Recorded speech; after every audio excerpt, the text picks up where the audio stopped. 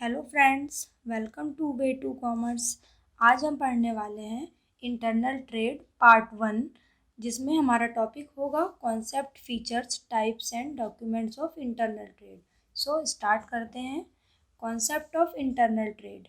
Trade के बारे में हम सभी जानते हैं। ट्रेड का मतलब होता है जो भी हम प्रॉफिट कमाने के लिए गुड्स एंड सर्विसेज का खरीदना और बेचना कहते हैं, उसको कहते हैं ट्रेड। ट्रेड हमारा किसी भी कंट्री के इंडस्ट्रियल डेवलपमेंट में एक बहुत ही इम्पॉर्टेंट रोल प्ले करता है। लेकिन इंटरनल ट्रेड क्या होता है? इंटरनल ट्रेड होता है, it refers to buying and selling of goods and services within boundaries of country. जो भी हमारी कंट्री के बाउंड्री के अंदर रह के ट्रेड किया जाता है उसको कहते हैं इंटरनल ट्रेड। मतलब कि जो ट्रेड अपना नेशनल बाउंड्री क्रॉस नहीं करता है, अपने ही देश की सीमा के अंदर रह के गुड्स एंड सर्विसेज को खरीदना और बेचना, वो कहलाता है इंटरनल ट्रेड। इंटरनल ट्रेड को हम एक दूसरे नाम से भी जानते हैं, जिसे कहते हैं home trade. Next topic is features of internal trade. अब इंटरनल ट्रेड के फीचर्स क्या क्या हैं? जैसे trade within boundaries of country, free movement of goods, dealing in national currency, sales of goods at applicable. ये हमारे कुछ internal trade के फीचर्स हैं, इनके कैरेक्टरिस्टिक्स होते हैं। इनको हम डिटेल में आगे समझ लेते हैं। First is trade within boundaries of country. सबसे पहला फीचर इंटरनल ट्रेड का यही होता है कि ये हमारी कंट्री के बाउंड्री के अंडर परफॉर्म किया जाता है। जो भी हमारे देश की नेशनल बाउंड्री, जिस भी कंट्री में हम रह रहे हैं, अपनी कंट्री के अंदर जो ट्रेड किया जाता है उसको कहते हैं इंटरनल ट्रेड। और जब ये ट्रेड हमारे देश की नेशनल बाउंड्री क्रॉस कर लेता है, बाहर दूसरे देशों में होता है, तब हम इसे कहते हैं फॉरेन ट्रेड। तो इंटरनल ट्रेड क्या हुआ? जो भी ट्रेड हम अपनी कंट्री के बाउंड्री के अंदर रह के करते हैं। Next is free movement of goods. Internal trade में आप अपनी कंट्री में रह के किसी भी स्टेट में फ्रीली सेल और परचेज कर सकते हैं गुड्स एंड सर्विसेज का। यहाँ पर उसके ऊपर कोई रेस्ट्रिक्शन नहीं होता। अपने कंट्री के अंदर रह के अलग अलग स्टेट में ट्रेड करना, सेल एंड परचेज करना बिल्कुल फ्री होता है। Dealing in national currency. Internal trade का ये भी एक फीचर होता है कि यहाँ जो डीलिंग होती है करेंसी में, वो अपने ही देश के नेशनल करेंसी में होती है। जिस भी देश के अंदर ट्रेड किया जा रहा है उसी देश की करेंसी में जो है वो डीलिंग होगी, जिसे हम कहते हैं कि वहाँ की लोकल करेंसी में डीलिंग होता है। Next is sales of goods act applicable. Internal trade में अगर कभी कोई डिस्प्यूट अराइज हो जाता है, कोई प्रॉब्लम अराइज हो जाती है, तो उसको सॉल्व करने के लिए सेल्स ऑफ गुड्स एक्ट बनाया गया है। अगर यहाँ पर कोई डिस्प्यूट आ जाता है, कोई प्रॉब्लम आ जाती है, तो वो सॉल्व होती है सेल्स ऑफ गुड्स एक्ट के अंदर रह के। Next topic is types of internal trade. अब इंटरनल ट्रेड कितने टाइप्स के होते हैं? तो 3 कैटेगरीज में हमने इंटरनल ट्रेड को डिवाइड किया हुआ है। On the basis of relationship, on the basis of levels, on the basis of quantity. Detail में आगे समझते हैं इसको। तो सबसे पहले है on the basis of relationship. Relationship के बेस पे जो ट्रेड है, इंटरनल ट्रेड हमारे 2 टाइप्स के होते हैं, डायरेक्ट ट्रेड और इनडायरेक्ट ट्रेड। डायरेक्ट ट्रेड कौन सा होता है? When producer sales their goods directly to consumer. जहाँ पर जो बना रहा है, जो प्रोड्यूसर है गुड्स का, जो मैन्युफैक्चरर है गुड्स का, वो डायरेक्टली अपना गुड्स जो है वो कस्टमर को बेचता है। कहने का मतलब हुआ कि यहाँ पर बीच में जो मिडिल मैन होते हैं, जो मीडिएटर्स का काम करते हैं, वो यहाँ पर नहीं होते हैं। प्रोड्यूसर डायरेक्टली गुड बनाएगा और डायरेक्टली कंज्यूमर को सेल करेगा, वो होता है डायरेक्ट ट्रेड। इससे जस्ट अपोजिट हो जाता है इनडायरेक्ट ट्रेड। उसमें क्या होता है? When producers take help of mediators to sell goods to consumer. जब प्रोड्यूसर्स जो है ये मिडिल मैन का, मीडिएटर्स का हेल्प लेता है अपने गुड्स को बेचने के लिए, कंज्यूमर तक पहुंचाने के लिए, तो उसको कहते हैं इनडायरेक्ट ट्रेड। जैसे कि बीच में होलसेलर हो गए, रिटेलर हो गए, एजेंट हो गए, मिडिलमैन हो गए, तो ये सारे क्या हैं? प्रोड्यूसर और कंज्यूमर के बीच में एक लिंक का काम करते हैं। तो डायरेक्ट ट्रेड में ये सब नहीं होते। डायरेक्टली प्रोड्यूसर जो है वो कंज्यूमर को गुड सेल करता है, और इनडायरेक्ट ट्रेड में प्रोड्यूसर जो है इनके थ्रू होता हुआ कंज्यूमर तक पहुँचता है। Next is on the basis of levels. अब लेवल के बेस पे 3 तरह के ट्रेड होते हैं, local level trade, state level trade and national level trade. Local level trade में क्या होता है कि ये एक विलेज तक, कुछ विलेज तक, कुछ डिस्ट्रिक्ट तक जो है वो लिमिटेड रहता है। जनरली इसमें क्या होता है? डेली यूज़ की चीज़ें होती हैं, जल्दी ख़राब होने वाली जो चीज़ें होती हैं उनमें डील किया जाता है। जो पेरिशेबल नेचर के गुड्स होते हैं उनमें डील करते हैं, इसीलिए इनका एरिया जो है किसी विलेज या किसी डिस्ट्रिक्ट तक ही लिमिटेड रह जाता है। जैसे कि अपना फ्रूट्स है, मिल्क है, स्वीट्स है, वेजिटेबल्स हैं, ये सब जल्दी ख़राब होने वाले सामान होते हैं, तो उस ट्रेड को हम बोलते हैं local level trade. State level trade में जो ट्रेड आपकी कंट्री के एक स्टेट के डिस्ट्रिक्ट तक लिमिटेड रह जाता है, यानी किसी राज्य के डिस्ट्रिक्ट तक जो ट्रेड किया जाता है उसको कहते हैं स्टेट लेवल ट्रेड। इसमें मेनली आपका आ जाता है जैसे दाल वगैरह, बर्तन है, ग्रेन्स, अनाज वगैरह में जो ट्रेड किया जाता है वो उसको हम कहते हैं स्टेट लेवल ट्रेड। फिर आता है नेशनल लेवल ट्रेड। इसमें क्या होता है, जो ट्रेड आपका एक कंट्री के अलग अलग स्टेट्स में होता है उसको कहते हैं नेशनल लेवल ट्रेड। जितने भी डिफरेंट स्टेट हैं वो आपस में ट्रेड करते हैं।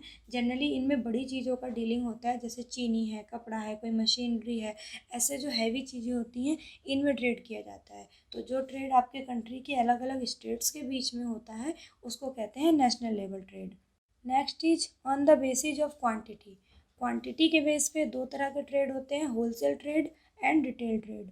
होलसेल ट्रेड में क्या होता है कि जो होलसेल ट्रेडर होता है जिसको हम थोक विक्रेता कहते हैं, वो बड़ी क्वांटिटी में गुड्स खरीद लेता है प्रोड्यूसर से जो उस गुड्स को बना रहे होते हैं, और छोटी छोटी क्वांटिटी में उन्हीं गुड्स को रिटेलर को बेचता है। रिटेलर कहते हैं फुटकर व्यापारी को।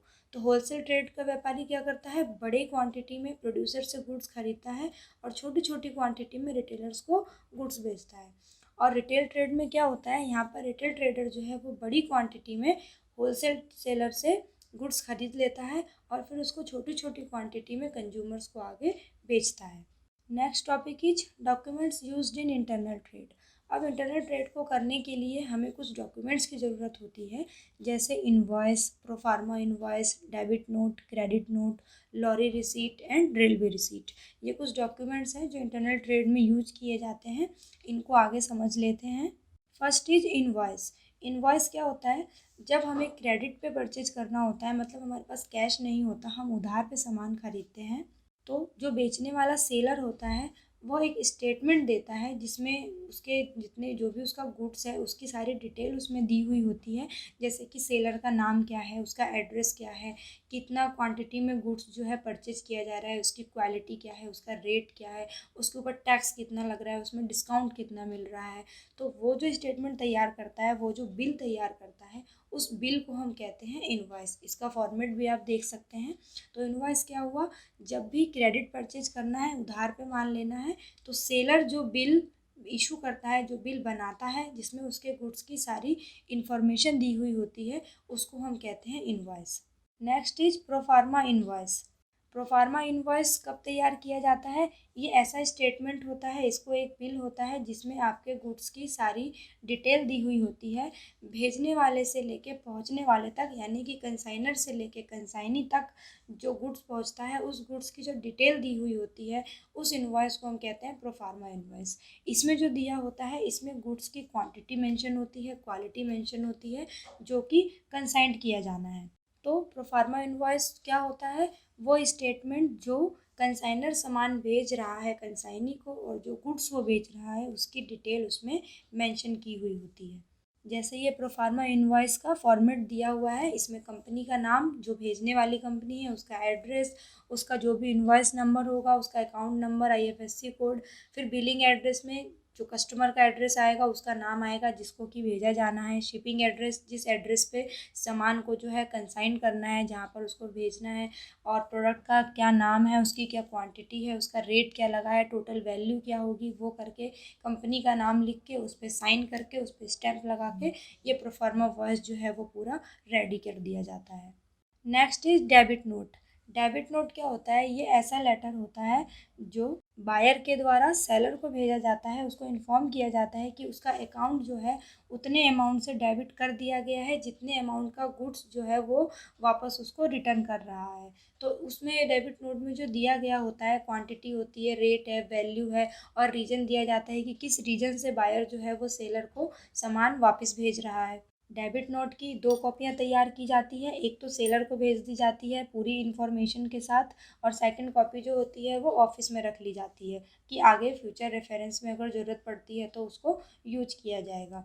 जैसे इसका भी आप फॉर्मेट देख सकते हैं डेबिट नोट का। डेबिट नोट का नंबर होता है, इनवॉइस नंबर होता है, जो भी बिल का नंबर है, और जो साइड में होता है वो ये जैसे रॉय एंड कंपनी का एड्रेस है, ये बायर का एड्रेस है, और ये मेसर्स आनंद एंड सन है, ये इसको बेचने वाले हैं। तो यहाँ पर इन्होंने क्या किया, इन्होंने 15 केजी शुगर जो रिसीव किया था वो डैमेज हो गया ट्रांजिट में, उसको ये वापस कर रहे हैं, जिसका बिल बना था 525 रुपये का।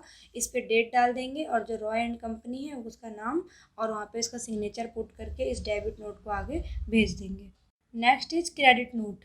अब क्रेडिट नोट जो होता है ये डेबिट नोट का जस्ट उल्टा हो जाता है। ये सेलर भेजता है बायर को ये इन्फॉर्म करने के लिए कि उसका अमाउंट जो जो रिटर्न कर रहा था गुड्स को, उसका जितना भी अमाउंट बना है उससे उसके अकाउंट को क्रेडिट कर दिया गया है, वो जमा करा दिया गया है। जैसे ही उसने अपना क्लेम जो है वो भेजा था तो सेलर ने उसके अकाउंट को उतने अमाउंट से क्रेडिट कर दिया, उतना जमा करा दिया।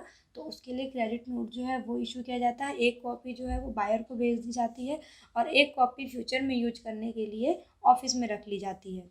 तो इसका भी हम फॉर्मेट देख लेते हैं। जैसे क्रेडिट नोट का नंबर हो गया, डेबिट नोट का नंबर हो गया जो आया था, उसके बाद जो पहले अब इधर एड्रेस चेंज हो जाएगा। मेसर्स आनंद एंड सन जो थे ये सेलर थे, अब ये भेज रहे हैं रॉय एंड कंपनी को जिन्होंने ख़रीदा था। तो इन्होंने अपना 525 रुपये का क्रेडिट नोट बना के नीचे अपना नाम लिख के डेट डाल के सिग्नेचर करके इसको ये आगे बायर को सेल कर भेज देंगे, आगे बायर को फॉरवर्ड कर देंगे, ये बताते हुए कि ये जो 525 रुपये का अमाउंट था ये उनके अकाउंट में क्रेडिट कर दिया गया है। Next is lorry receipt. Lorry receipt क्या होता है, ये ट्रांसपोर्ट कंपनी इशू करती है कि किस बिहाफ पे, ट्रांसपोर्ट कंपनी इसको इशू करती है जब वो सामान को एक जगह से दूसरी जगह पे भेजती है, तो उसके बिहाफ पे जो नोट इशू किया जाता है, जो रिसीट इशू किया जाता है उसको हम कहते हैं लॉरी रिसीट। और इस रिसीट को हम एक दूसरे नाम से भी जानते हैं जो कहते हैं ट्रांसपोर्ट रिसीट। इसका भी फॉर्मेट आप देख सकते हैं। जैसे ये मोंगीपा ट्रांसपोर्ट प्राइवेट लिमिटेड जो है ये ट्रांसपोर्ट कंपनी है भेजने वाली।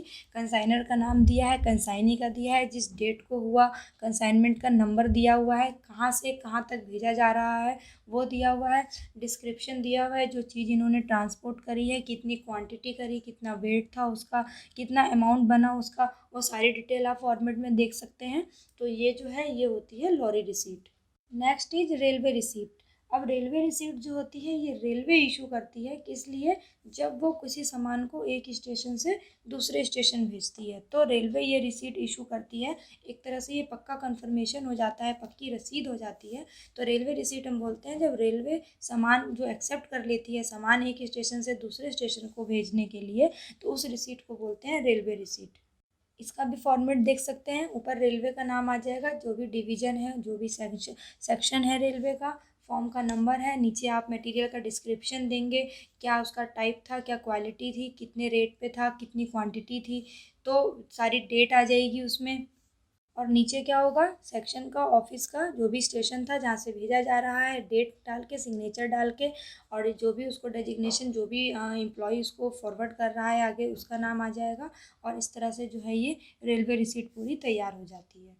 तो आज के इस वीडियो में हमने इंटरनल ट्रेड के कॉन्सेप्ट को समझ लिया, उसके फीचर्स को समझा, कितने टाइप्स के होते हैं इंटरनल ट्रेड ये समझा, और जो जो डॉक्यूमेंट्स लगाए जाते हैं इंटरनल ट्रेड के लिए वो भी समझ लिया।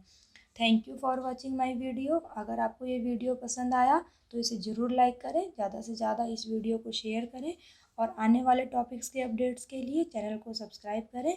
अब हम मिलेंगे अपने नेक्स्ट वीडियो में जिसमें हम पढ़ेंगे होलसेल ट्रेड के बारे में।